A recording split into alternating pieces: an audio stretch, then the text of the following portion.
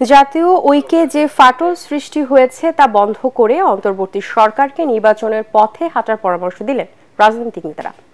বর্তমান সংবিধানের আলোকেই নির্বাচন দাবি করে তারা বলেন, জাতীয় ঐকমত্যের ভিত্তিতে অবিলম্বে নির্বাচন সংস্কার বাস্তবায়ন করে ক্ষমতা জনগণ হাতে ফিরিয়ে দিতে হবে।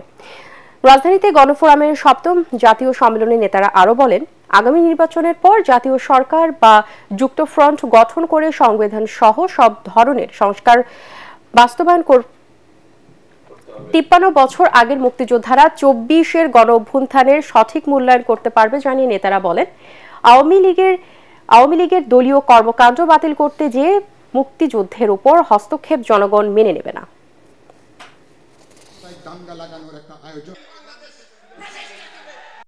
যারা বলে যে আমরা চলে গেলে আর সংস্কার হবে না, আমি বলতে চাই তারাও জনগণের শক্তিতে বিশ্বাস করে না।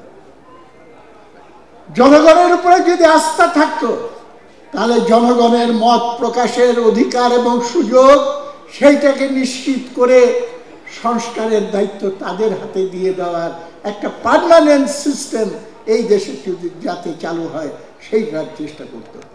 শান্তিপূর্ণভাবে গণতান্ত্রিক প্রক্রিয়ায় যাতে আমরা ফিরে যেতে পারি, শান্তিপূর্ণভাবে যাতে আমরা আগামী দিনে একটা গণতান্ত্রিক প্রক্রিয়ার মাধ্যমে, গণতান্ত্রিক নির্বাচনের মাধ্যমে জনগণের মালিকানা ফিরিয়ে দিতে পারি, সেইটা আমাদের মূল লক্ষ্য।